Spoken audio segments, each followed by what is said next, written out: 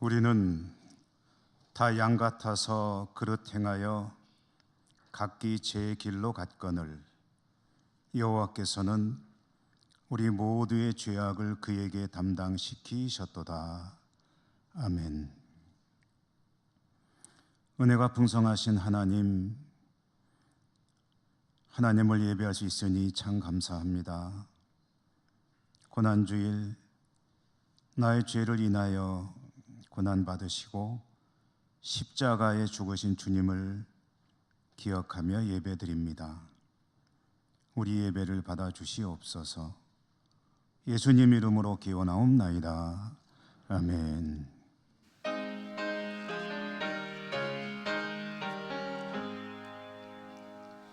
만복의 근원 하나님, 온 백성 찬송 드리고 저 천사여 찬송하세. 찬송 성부 성자 성령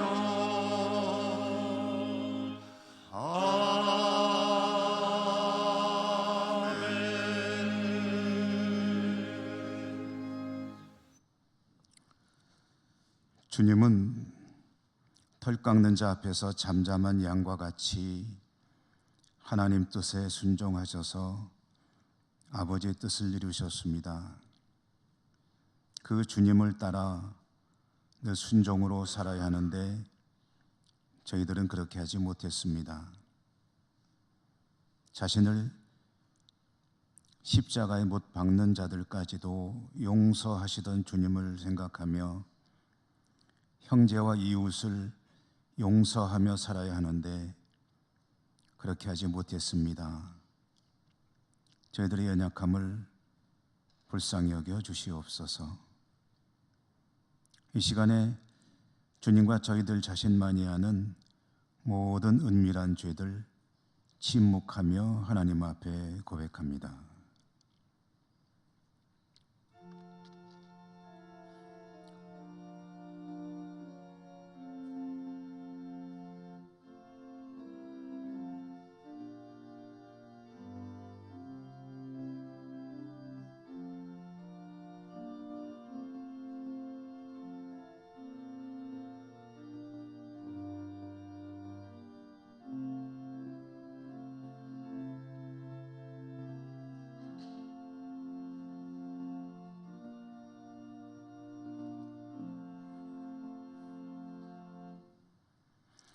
예수께서 이르시되 나도 너를 정죄하지 아니하노니 가서 다시는 죄를 범하지 말라 하시니라.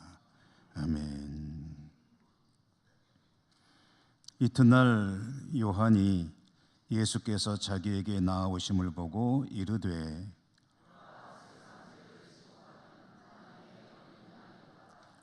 그 날에 죄와 더러움을 씻는 셈이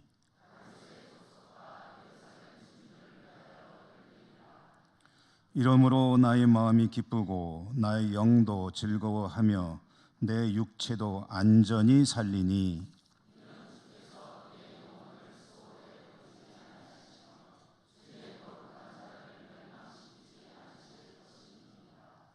주께서 생명의 길을 내게 보이시리니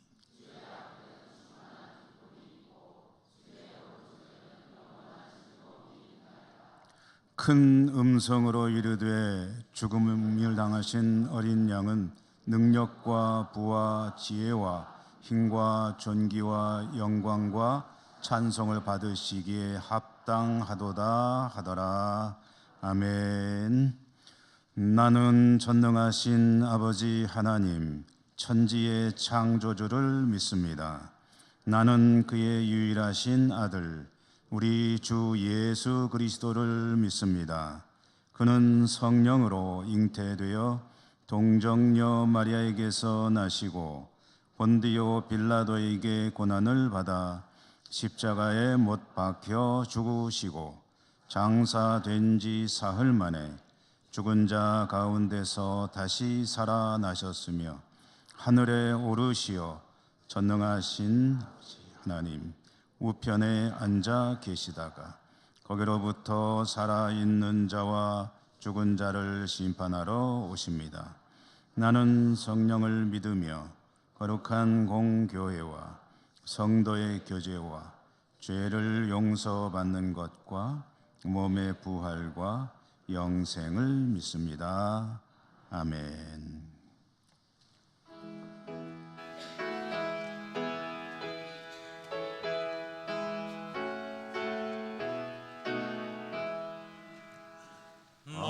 만왕의 왕 내 주께서 왜 곧 쳐다맨나 이 벌레 같은 날 위해 그 보혈을 흘렸네. 십자가 내가 처음 볼 때에 나의 맘의 큰 고통 사라져 오늘 믿고서 내 눈 밝았네. 참 내 기쁨 영원하도다. 주 십자가 못 박힘은 속죄함 아닌가. 그 긍휼함과 그 말할 수 없도다.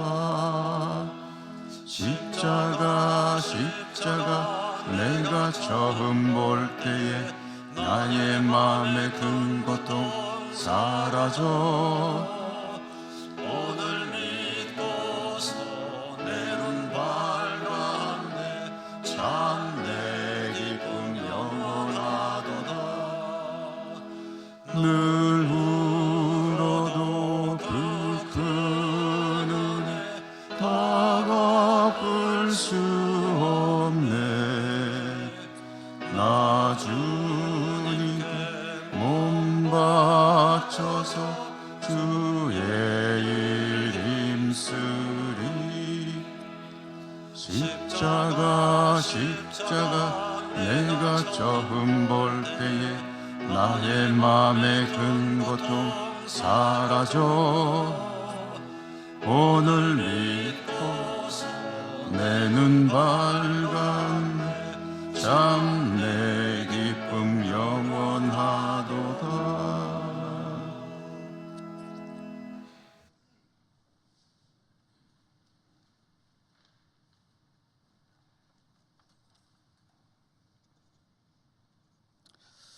하나님 아버지, 거룩하고 복된 주일을 허락하신 하나님을 찬양하며 경배를 드립니다.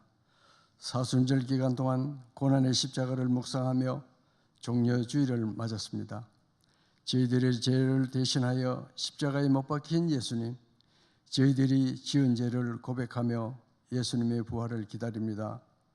지난 한 주간도 하나님의 은혜로 예배 자리로 인도하심을 감사드립니다. 긴 겨울을 보내고 새봄을 주셔서 움츠렸던 전도 등 교회 활동이 활발하게 전개되어 빈자리들이 성도들로 가득 차는 은혜 내려 주옵소서. 저희들도 주님께 영광을 드리며 거룩한 예배자로 보좌 앞에서 신령과 진정으로 예배하도록 인도하옵소서. 하나님의 사랑으로 예천교회가 창립 114주년을 맞도록 앞서가신 성도님들의 기도와 헌신적인 봉사로 이렇게 건강한 교회로 성장하게 하심을 감사드립니다. 새 일을 행하시며 도우시는 하나님 아버지, 우리나라와 민족을 위하여 기도합니다. 대통령의 탄핵으로 지도자가 공석으로 6월 3일 새로운 지도자를 선출합니다.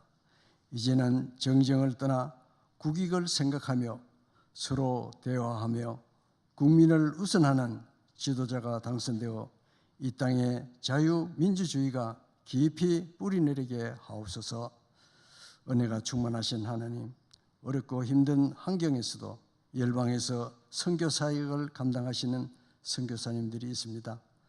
지경을 넓혀가는 선교사님들의 가정과 건강을 지켜주시며 저희들은 복음의 동력자가 되게 하옵소서.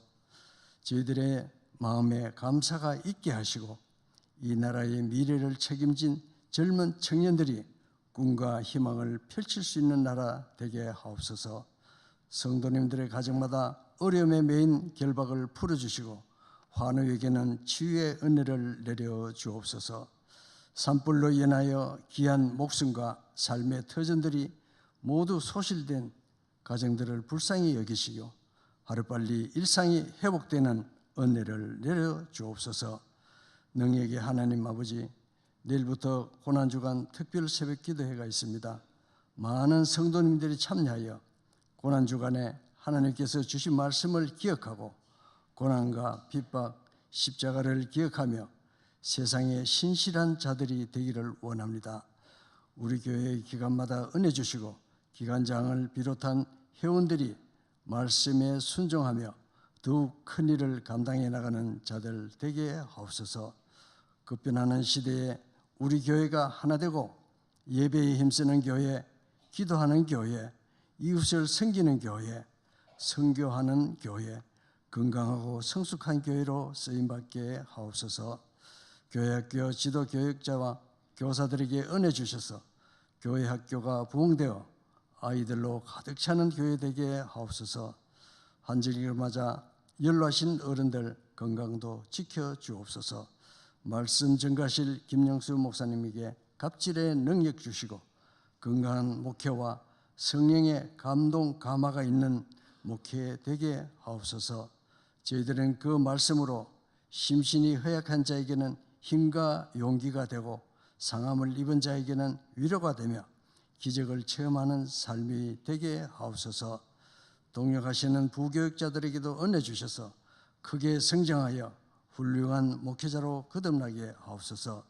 호산나 찬양되어 찬양을 흠량하여 주시고 예배를 위해 음으로 양으로 봉사하는 예배위원들을 기억하옵소서. 영원한 생명수를 공급하시는 거룩하신 예수님 이름으로 기도합니다. 아멘. 우리의 기도 들어주소서. 간절히 주께 기도하오니 주님의 뜻 이루소서.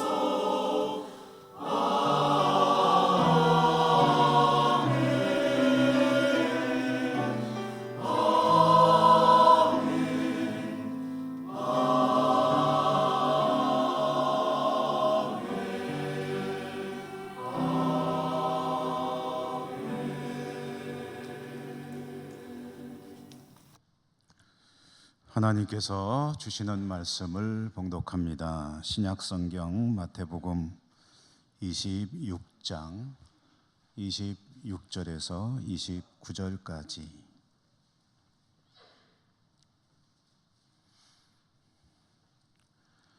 그들이 먹을 때 예수께서 떡을 가지사 축복하시고 떼어 제자들에게 주시며 이르시되 받아서 먹으라, 이것은 내 몸이니라 하시고, 또 잔을 가지사 감사 기도하시고 그들에게 주시며 이르시되 너희가 다 이것을 마시라, 이것은 죄 사함을 얻게 하려고 많은 사람을 위하여 흘리는 바 나의 피 곧 언약의 피니라.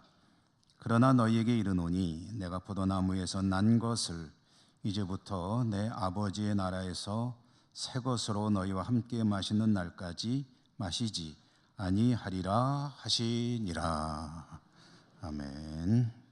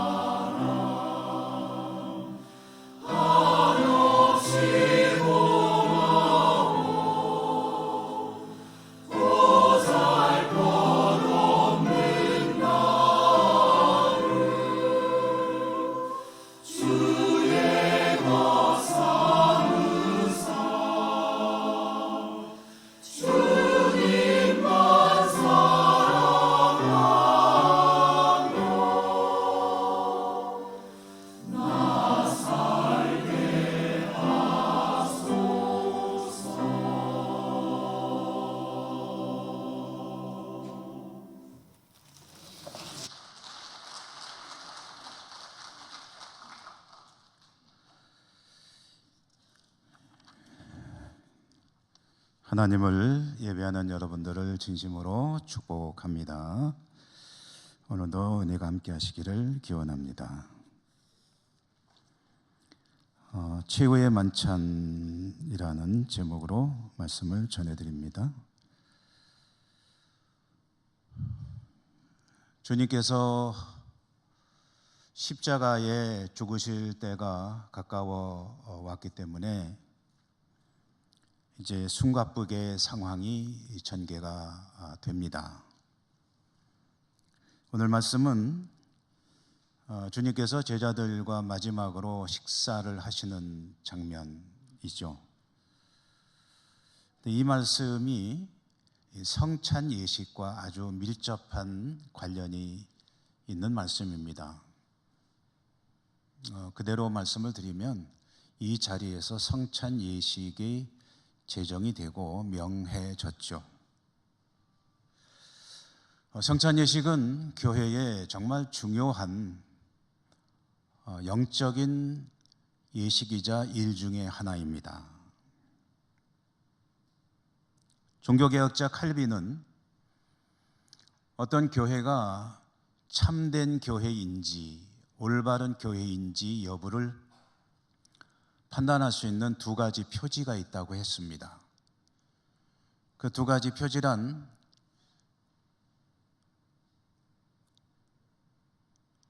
첫째로는 하나님의 말씀이 바르게 선포되고 있는가, 둘째로는 성례전이 또한 바르게 거행이 되고 있는가. 쉽게 말해서 어떤 교회가 하나님 앞에 올바른 교회인지를 알 수 있는 두 개의 기준이 있다는 거죠.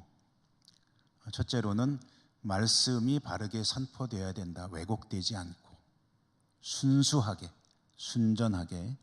두 번째로는 이 성례전, 세례 예식과 성찬 예식인데 오늘 우리는 성찬에 관한 이야기를 좀 나눌 거기 때문에 성찬을 중심으로 말씀드리면 성찬 예식이 바르게 거행이 되느냐, 그것이 어느 교회가 참된 교회인지 여부를 알 수 있는 그런 표지가 된다, 이렇게 이야기한 바가 있습니다. 이렇게 중요한 성찬 예식인데요, 보통 개신교회들, 우리 장로교가 속한 이 개신교회 교파들은 1년에 한 서너 차례 정도 이 성찬 예식을 거행하죠. 이 성찬 예식에 참여하는 우리 성도님들, 우리 교우들께서는 서너 차례 드리는 이 성찬 예식에 어떤 마음가짐으로, 어떤 자세로 참여하시는가, 주님의 떡과 잔을 받을 때 어떤 마음으로 떡과 잔을 받고 있는가, 너무나도 중요한 영적인 일이므로 한 번쯤은 되돌아볼 필요가 있지 않느냐는 생각을 하게 됩니다. 매년 하는 건데 의례적으로 생각 없이 참여한다면 오늘 주시는 말씀을 통해서 성찬 예식의 의미를 새롭게 하고 은혜의 통로가 될 수 있기를 바라는 마음입니다.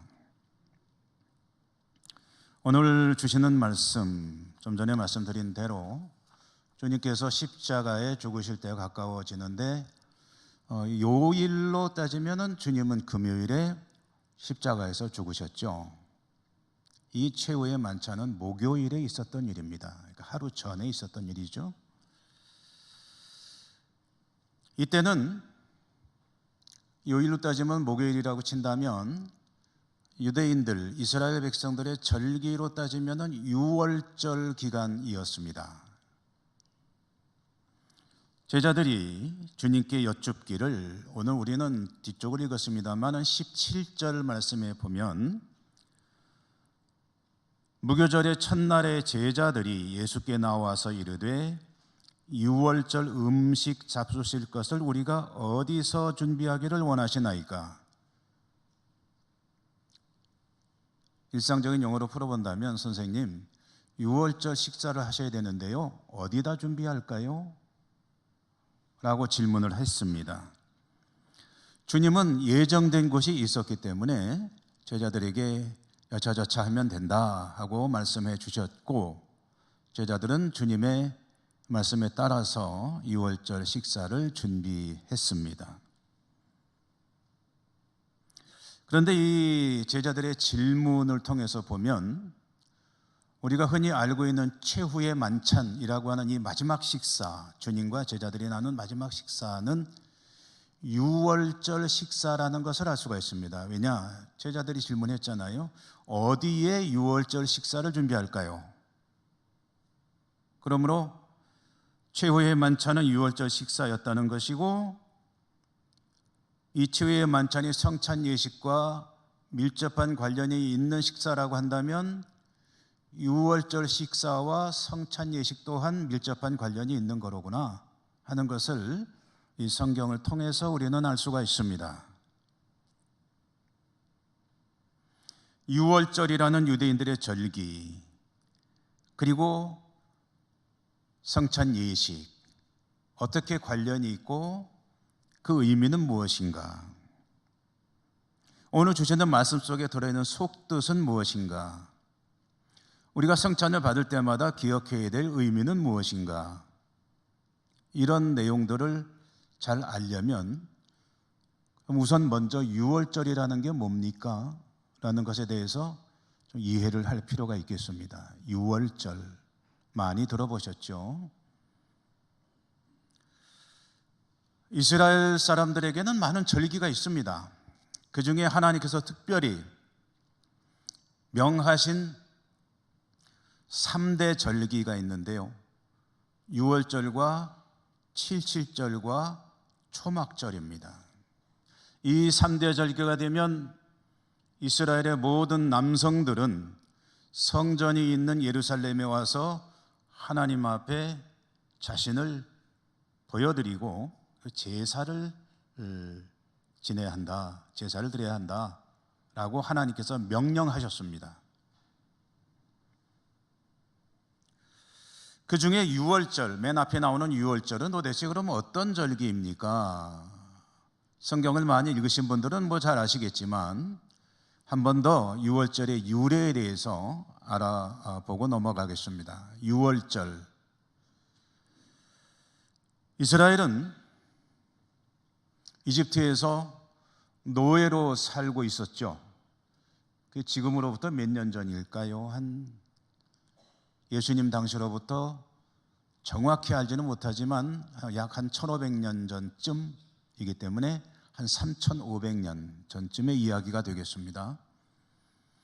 이스라엘 백성들은 야곱 일가가 이집트로 이주한 뒤에 많이 인구가 늘어났죠.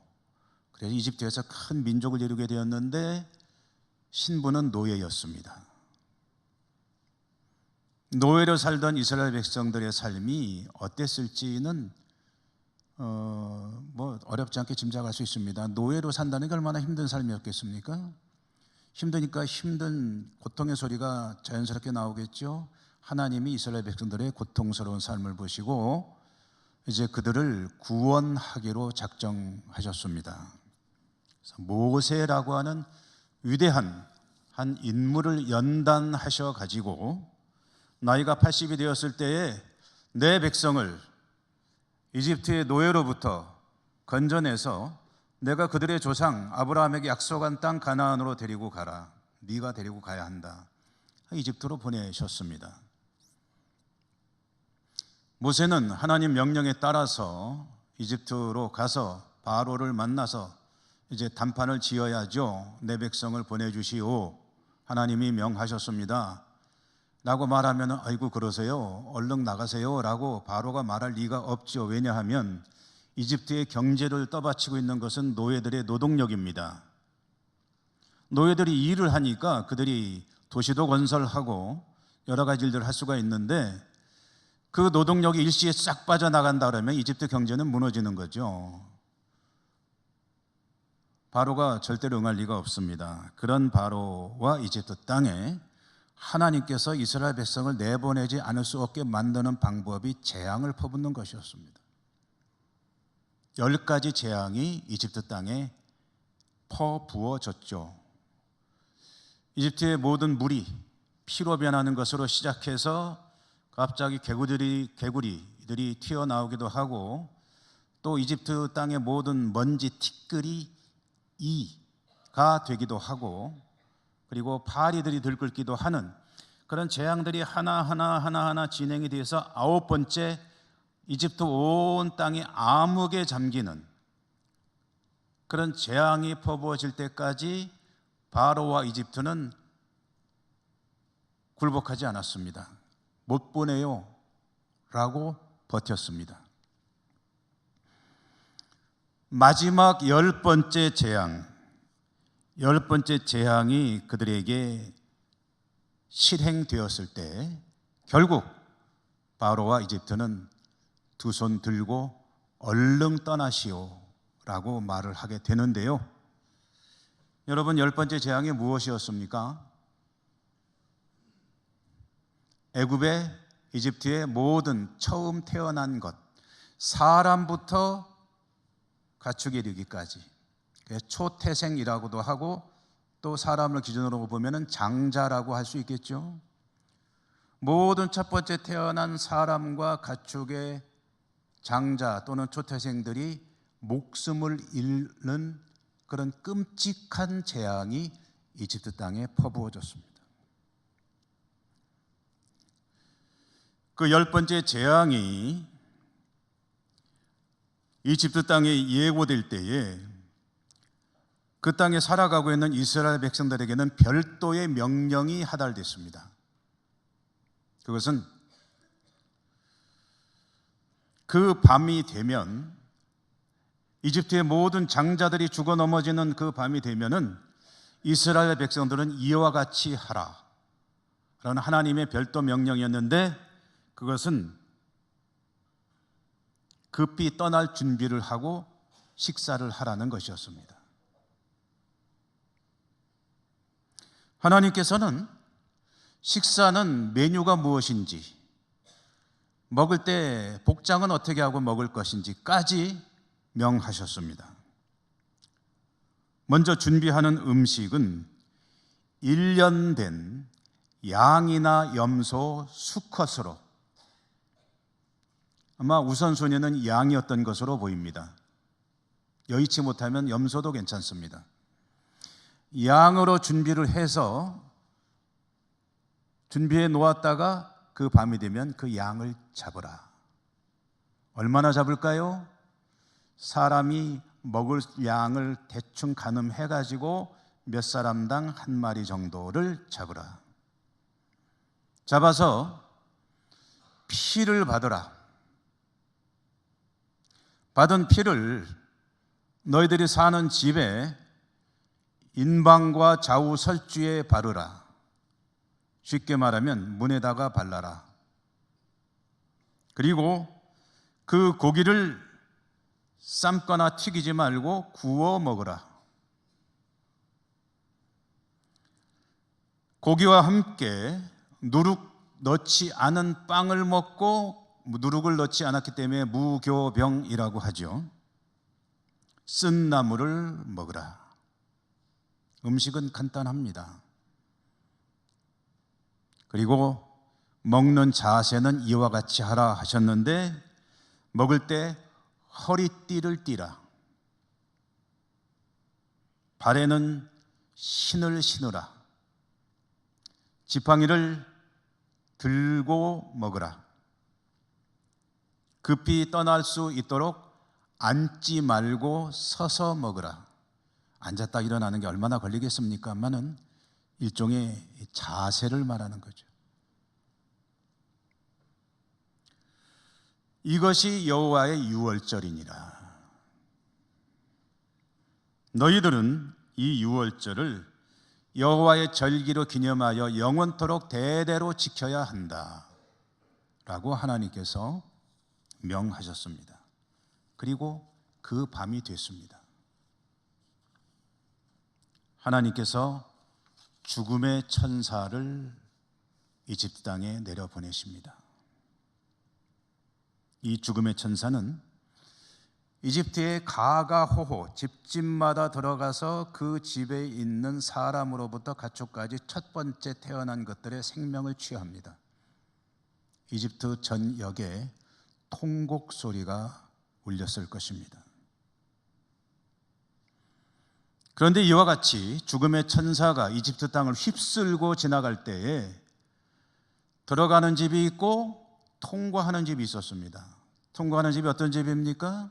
문에 피를 발라놓은 집은 천사가 그냥 지나갑니다.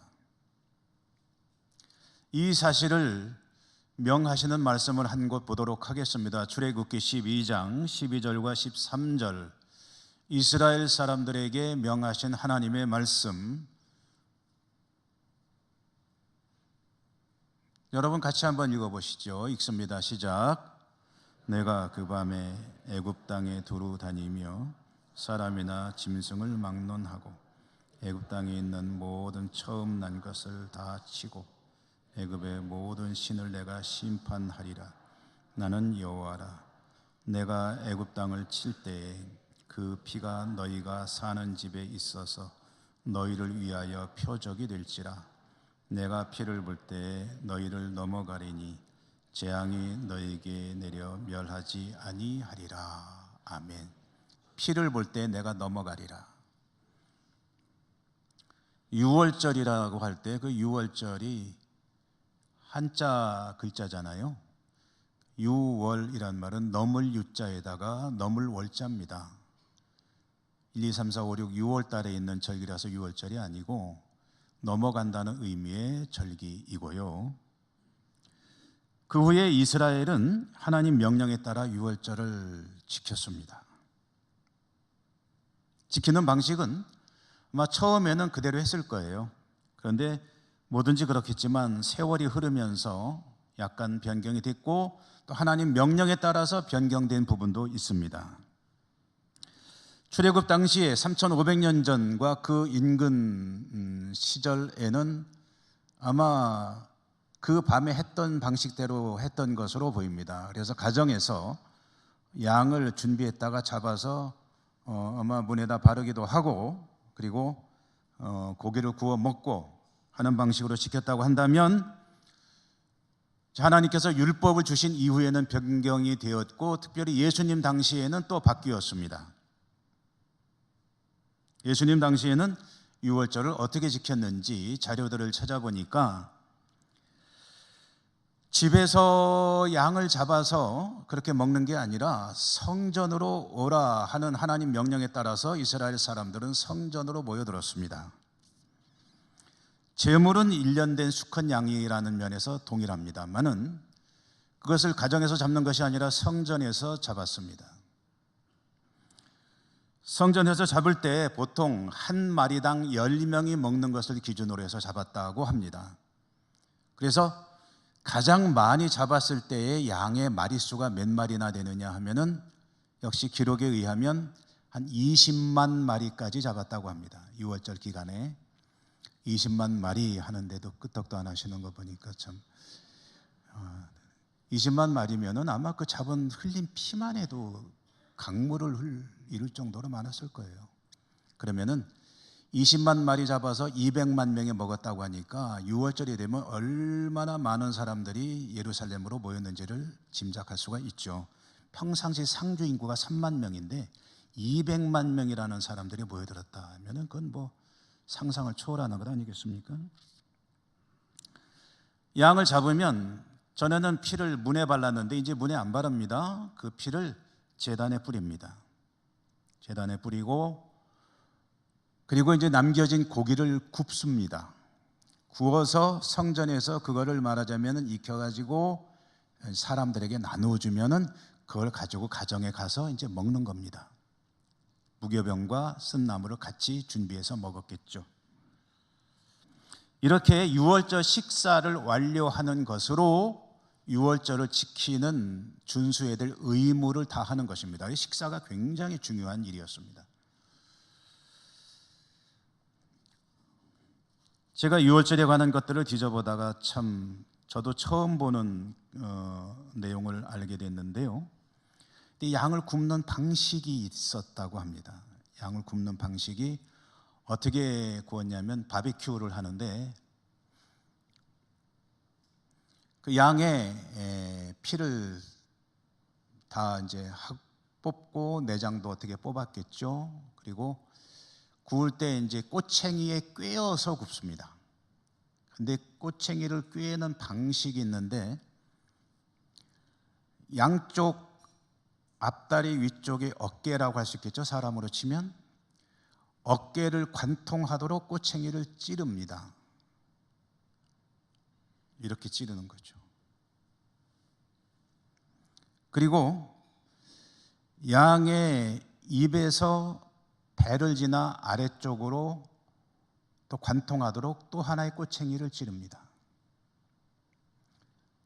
그렇게 해서 그것을 불에 익혀서 이제 먹는 거니까 우리가 알고 있는 방식으로는 바비큐와 비슷한 것인데, 그와 같이 양의 몸을 꿰뚫고 있는 두 개의 꼬챙이의 모습, 두 개의 꼬챙이에 달려있는 양의 모습, 여기서 연상되는 이미지가 무엇입니까?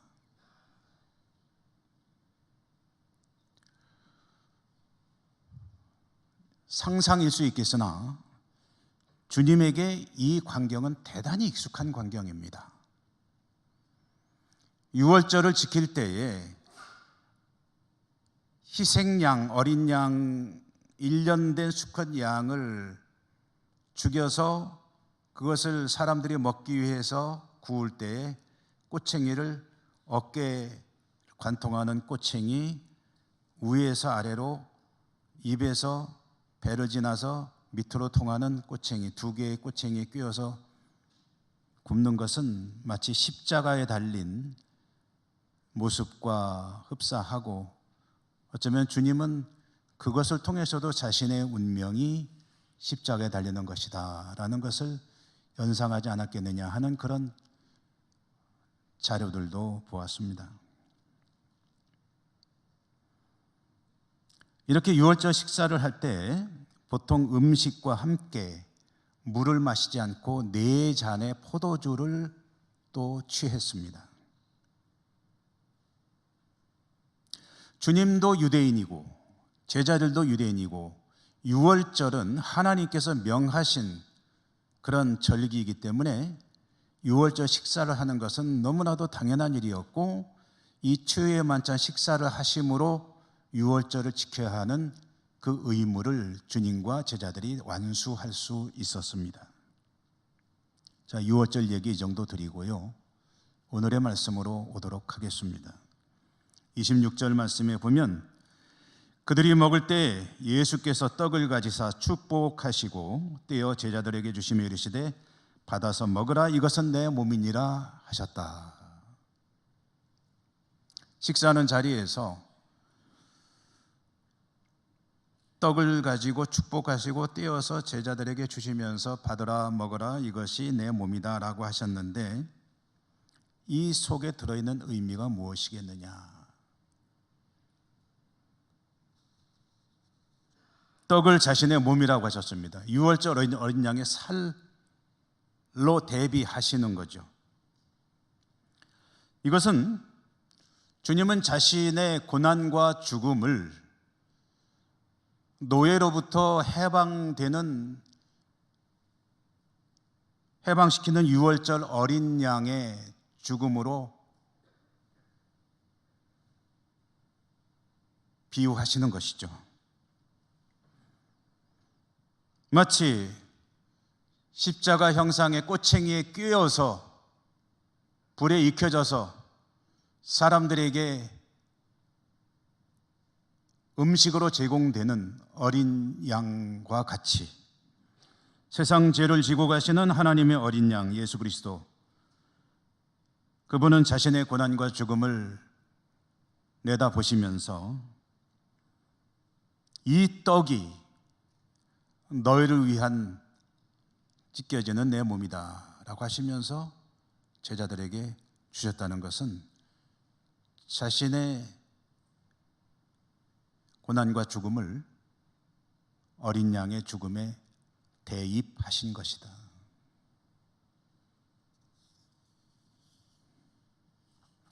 (27절) 28절도 그렇습니다. 또 자녀를 가지사 감사하기도 하시고 그들에게 주시며 이르시되 너희가 다 이것을 마시라. 이것은 죄 사함을 얻게 하려고 많은 사람을 위하여 흘리는 바 나의 피 곧 언약의 피니라. 포도주를 자신의 피라고 말씀하셨습니다. 성전 제단에 뿌려지는 어린 양의 피, 이스라엘 백성들을 죽음의 천사로부터 지켜주는 문에 발려진 어린 양의 피, 이 포도주가 나의 피 곧 어린 양의 피다. 역시 유월절 어린 양에 대입하여 제자들에게 잔을 주셨습니다. 요한복음 6장에 보면은 오병이어의 사건이 나옵니다. 오병이어의 사건이 있은 후에 주님께서 제자들에게, 군중들에게 주신 아주 이와 또 밀접한 관련이 있는 말씀이 있어서 한번 보도록 하겠습니다. 요한복음 6장 53절에서 55절에 보면 이 최후의 만찬보다 먼저 주님께서 예고하셨던 말씀인데, 말씀을 같이 한번 보도록 할까요? 또 같이 읽어보죠. 53절부터 읽습니다. 시작. 예수께서 이르시되 내가 진실로 진실로 너에게 이르노니 인자의 살을 먹지 아니하고 인자의 피를 마시지 아니하면 너희 속에 생명이 없느니라. 내 살을 먹고 내 피를 마시는 자는 영생을 가졌고 마지막 날에 내가 그를 다시 살리리니 내 살은 참된 양식이요 내 피는 참된 음료로다. 아멘. 주님께서 이미 말씀하셨습니다. 내 살이 참된 양식이다. 생명의 양식. 내 피가 참된 음료다. 생명의 음료.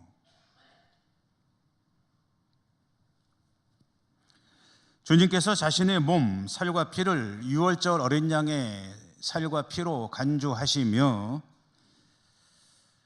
이 땅을 구원하시기 위해 내어놓는 세상 죄를 지고 가는 하나님의 어린 양의 살과 피로 여기시며 마지막 유월절 식사를 나누는 자리에서 제자들에게 주시는 이 떡과 잔은 세상을 구원하시는 주님의 살과 피다 라는 것을 내포하시면서 그것을 제자들에게 주셨고, 제자들은 이 땅의 모든 피조의 세계의 대표가 되는 인물들이라고 한다면 이 최후의 만찬 자리에서 주님은 자신을 이 땅을 위해 내어주신 것이죠.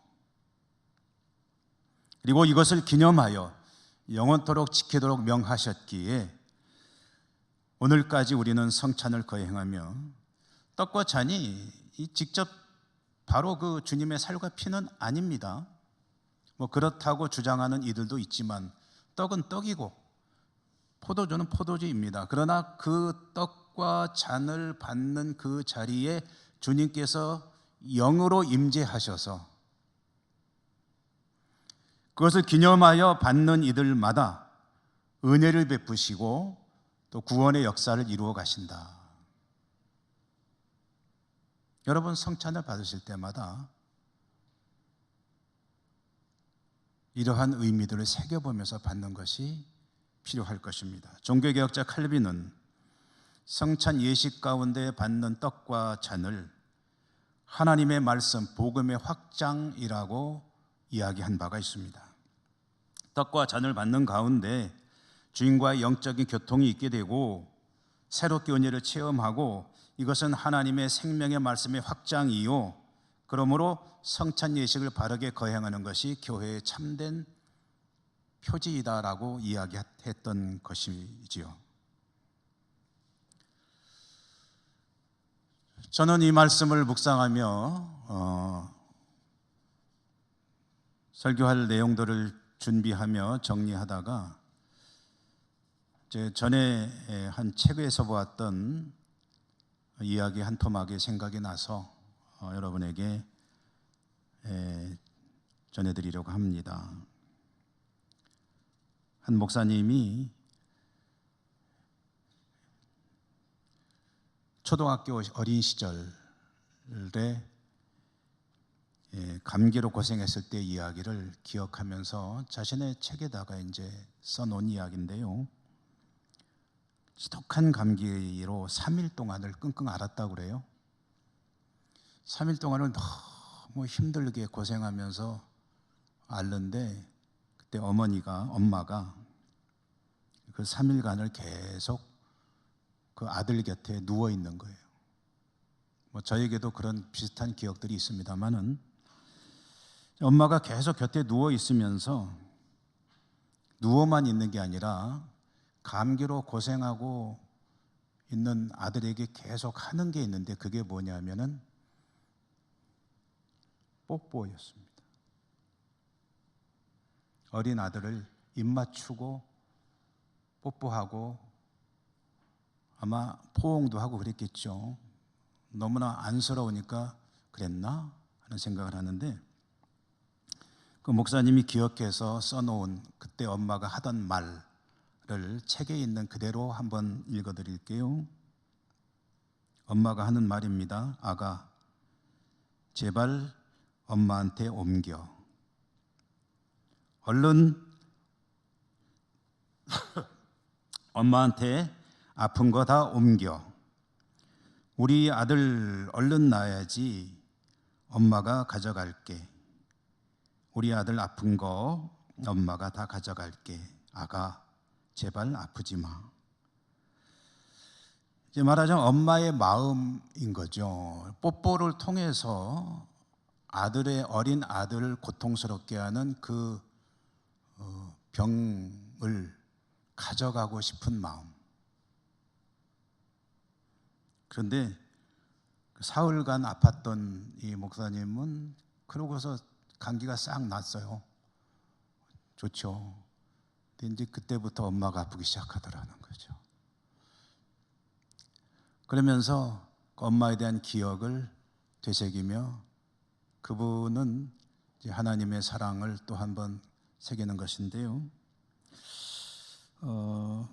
고 황수관 박사님이 강연을 참 많이 하셨죠. 전국적으로 은혜로운 강연, 참 재미도 있고 은혜도 많이 받고들 하셨고 그랬는데 그 유명한 그 이야기가 하나 있습니다. 강의 중에 질문을 한번 했는데 세상에서 가장 따뜻한 단어가 무엇이냐? 세상에서 가장 따뜻한 단어가 무엇이냐? 라고 질문을 했고 대답은 아시는 분도 계시겠지만 그 대답은 엄마다라고 대답을 이제 답까지 가르쳐 줬다 그래요. 뭐 사랑이니 뭐니 이런 단어도 등장했겠지만 1등은 엄마라고 했다고 합니다. 저도 그와 뭐 비슷한 생각을 합니다.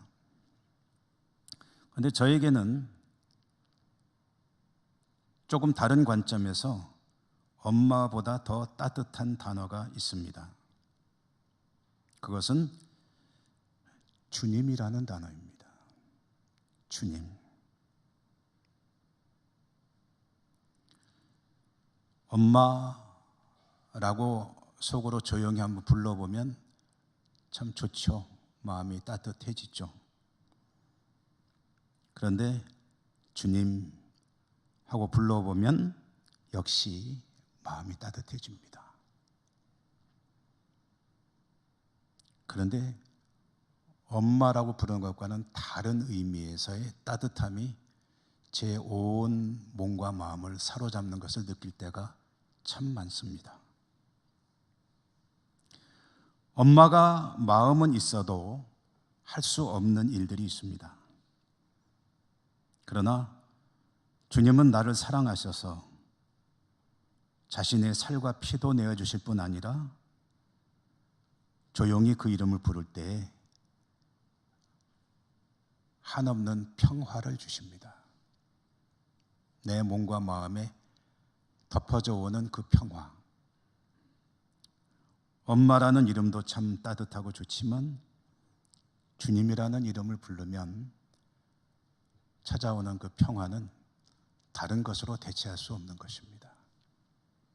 주님은 나를 사랑하셔서 나와 함께 영원히 살고 싶으셔서 자신의 몸을 다 찢으시고 피를 흘려 그것을 주셨습니다. 그러니 그 주님의 사랑을 생각하면 얼마나 감사와 기쁨과 평화가 넘치는지요. 여러분에게 이 은혜가 있으시기를 주님 이름으로 축원합니다. 은혜로우신 하나님 감사합니다.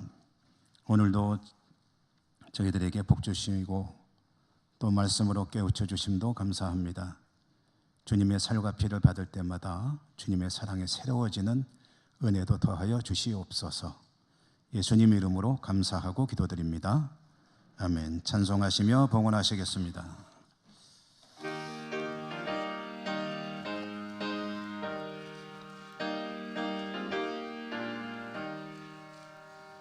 생명의 주여 면류관 받으시옵소서. 날 위해 쓰신 가시관 나 기억합니다. 저 겟세마네 기도를 늘 기억하게 하시고 그 십자가의 은혜로 날 인도하소서. 누셨던 무덤 내게도 보이시옵소서. 잠드신 동안 전사가 굳게 지키었네. 저 겟세마네 기도를 늘 기억하게 하시고 그 십자가의 은혜로 날 인도하소서. 마리아처럼 새벽에 주께로 갑니다. 빈 무덤 내게 보이사 날 가르치소서. 저 겟세마네 기도를 늘 기억하게 하시고 그 십자가의 은혜로 날 인도하소서. 고난의 잔을 날 위해 다 마셨나이다.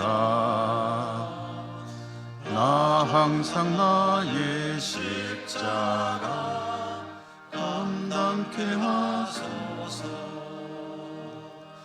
저 겟세마네 기도를 늘 기억하게 하시고 그 십자가의 은혜로 날 인도하소서.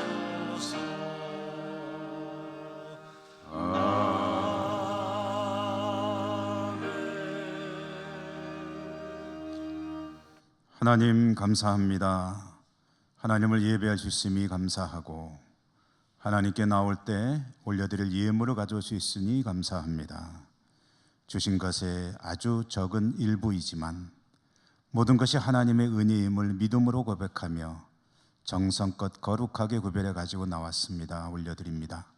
하나님 기쁘시게 받아주시고 드리는 이 예물이 하나님의 나라 하나님의 뜻을 이루는 데 합당히 쓰이게 하시고 하나님 영광 받으시는 예물이 되게 하시며 드리는 저희들의 삶이 하나님 보시기에 더욱 좋은 삶이 될 수 있도록 믿음의 은사를 더해 주시기를 원합니다.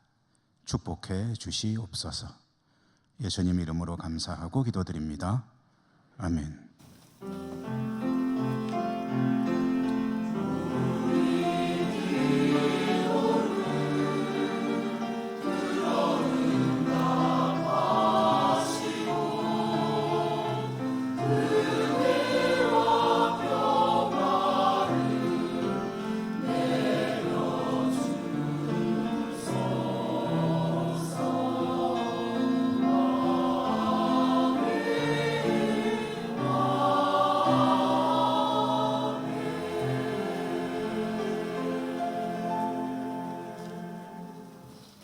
이부 예배에 우리 교회 새로 등록하신 새 가족이 계셔서 환영하고 교회 소식을 전하겠습니다.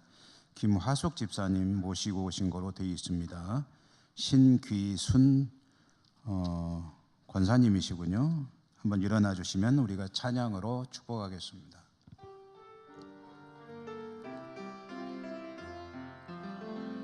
주의 사랑으로 환영합니다.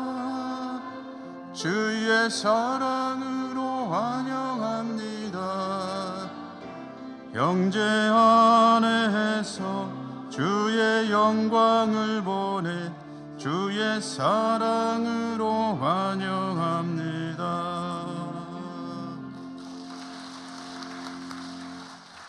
네, 교회 소식입니다. 오늘 오후 예배는 찬양대 헌신 예배, 강사로는 영주 신광교회 김동랑 목사 오십니다. 다음 주일 부활주일, 부활절 예물 드리실 분들 준비된 헌금 봉투를 잘 사용하시기 바라고요. 다음 주 오후 찬양 예배는 부활절 연합 예배로 기독교연합회 주관으로 우리 교회에서 드리는데 모여야 하는 시간을 고려해서 시간을 1시간 뒤로 늦춥니다. 그래서 오후 3시에 예배를 드리겠고 강사로는 이기주 목사 오십니다. 고난주간이 이제 내일부터 토요일까지 진행이 되는데 특별 새벽기도회에 우리 교우들의 많은 참여를 기대하고요. 혹시 고난주간에 한 끼 금식을 하시는 분들은 역시 이제 한 끼 금식 헌금을 해주시면 어려운 이웃을 위해서 쓰여지는 재정이 될 것입니다. 원래회 광고 보시고 회원들께서 참여하시기 바랍니다. 오늘 중식을 위해서 일여전도에 수고해 주시고요. 감사합니다. 세례 광고 보시고 우리 교우들이 또한 많이 도와주시면 고맙겠습니다. 부활절 연합예배 찬양대원 모집한다는 광고는 지난주에 드렸기 때문에 내용은 아시리라 믿고요. 여러분들이 참여하시면 좋겠습니다. 산불 재해지역 돕기 모금은 잠시 설명을 드려야 되겠네요. 개인적으로 또 이렇게 산불 피해 입으신 분들을 돕는 분들도 계신 걸로 알고 있습니다만은 이것은 이제 우리 노회 영주노회에서 노회에 속한 모든 교회들이 한번 헌금을 하고 해서 이제 모아 가지고 산불 피해 지역에 성금을 기탁하려는 그런 의도로 이제 헌금을 하는 것입니다. 여러분에게 아마 이 용도로 쓰여질 헌금 봉투가 전달이 됐을 거로 알고 있는데요.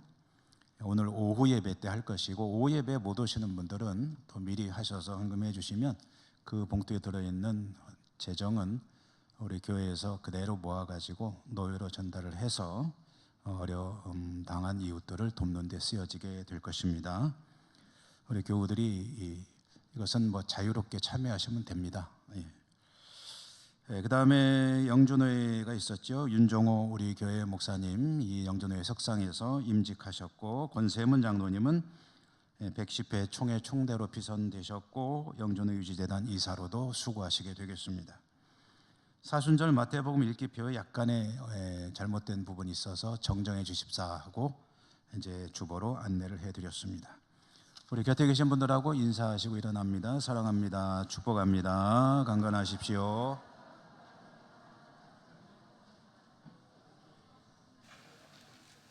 주기도성 축도로 예배 마칩니다.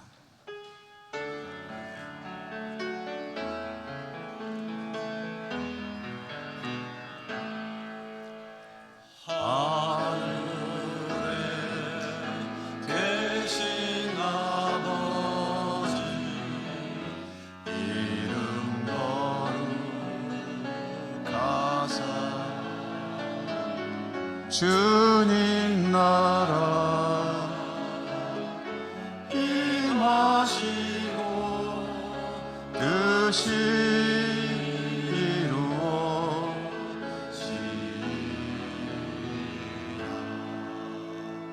일용할 양식 주시고 우리들의 큰 죄 다 용서하시고 또 시험에 들게 마시고 악에서 구원하소서. 내게 주의 나라 주의 권세 주의 영광 영원히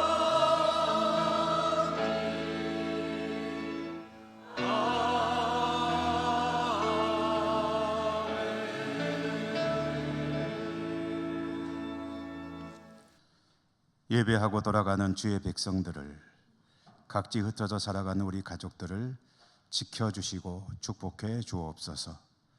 예수님 이름으로 기도드립니다. 아멘.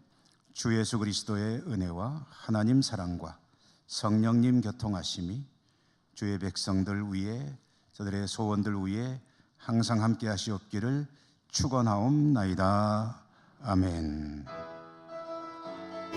찬송하여